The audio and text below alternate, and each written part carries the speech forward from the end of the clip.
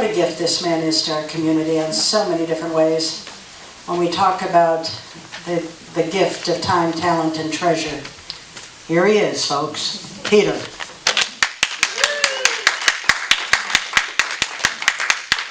Nobody knows me here, right? No, not at all.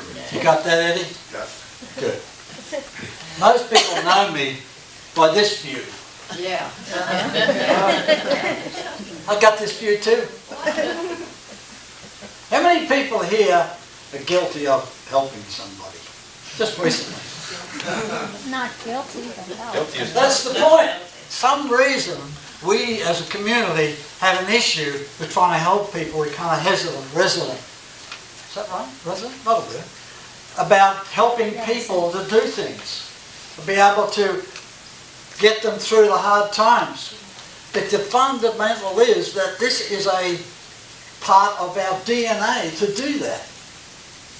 And people really struggle with that. And the people who do it the most, guess what? They're really happy. Look at Joe Endor. Look at Reverend Manny.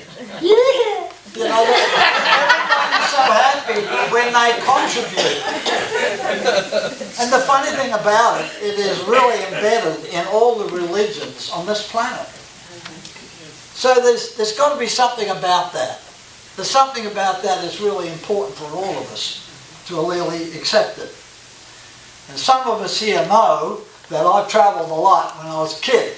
Well, not kid, but when I was a kid.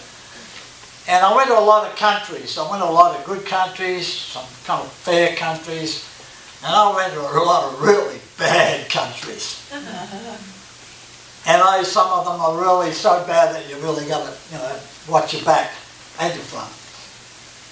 But what I've noticed that all these people have one thing in common. They all want to build their lives up. They want to get a better quality of life. They want to have a better status in their community.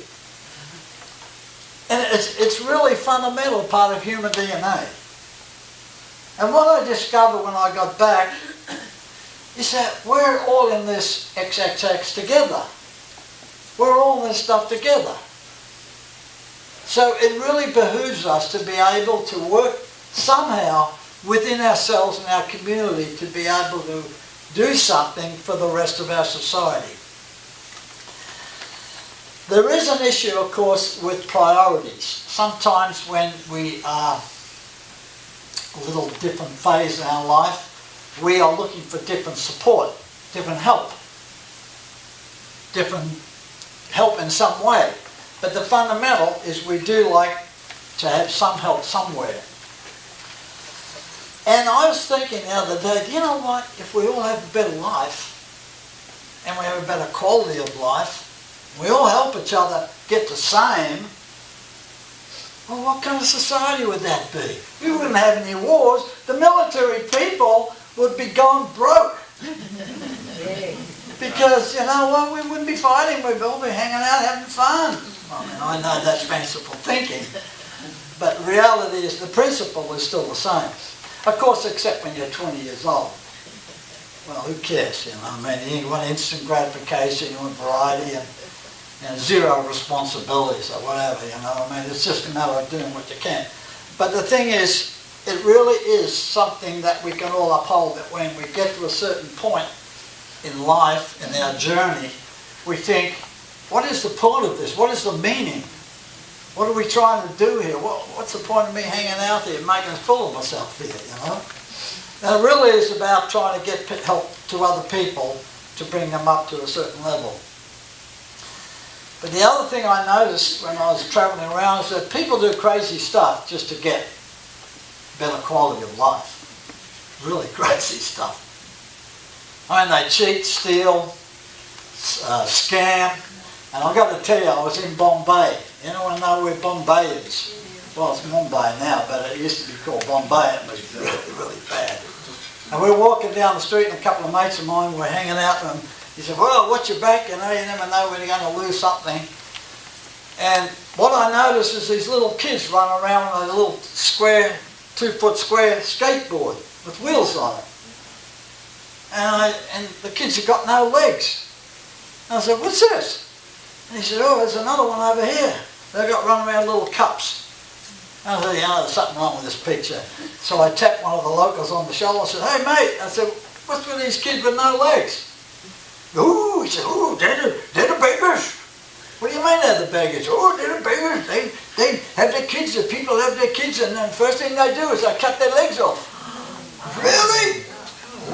Ooh, and then they send them out to beg, so that's their life. So the point I'm making is that in all these different cultures and society, people do crazy stuff in order to elevate their life standards. So what I want to do is to try and turn your skills into a mission. And the mission is to try and help others.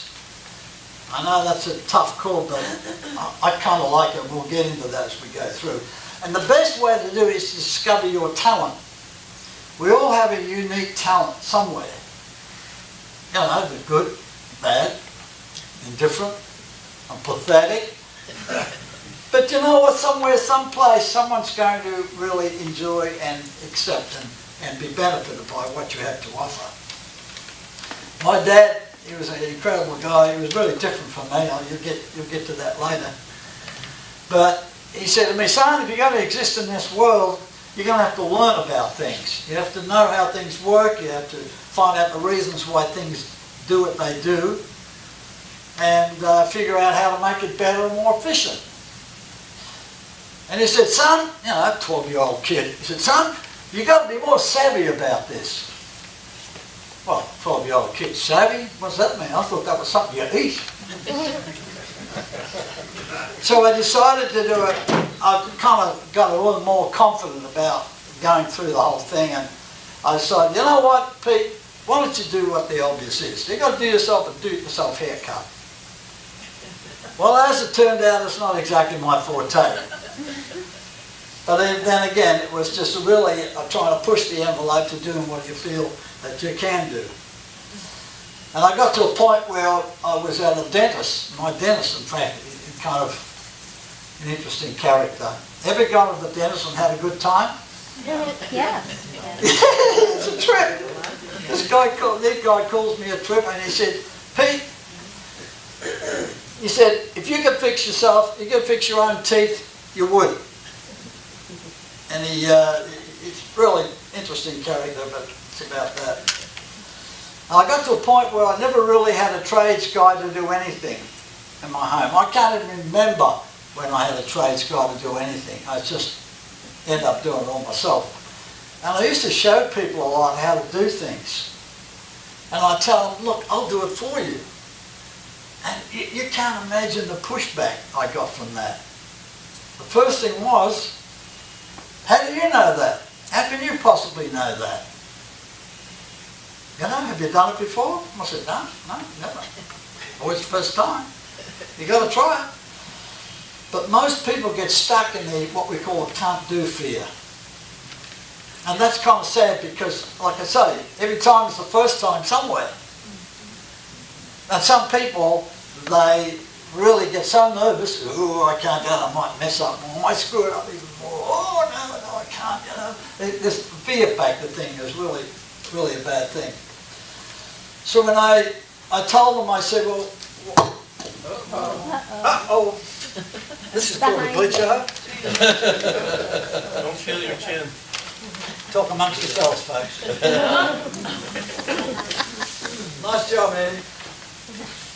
I see. For once, we can't blame Is the this family. working, Eddie? Yeah. I'll hang my head like this just so it sits there. No, right. Anybody hear me? No, that's a good thing. Hey, I tell you what, Brad, don't go too far with that.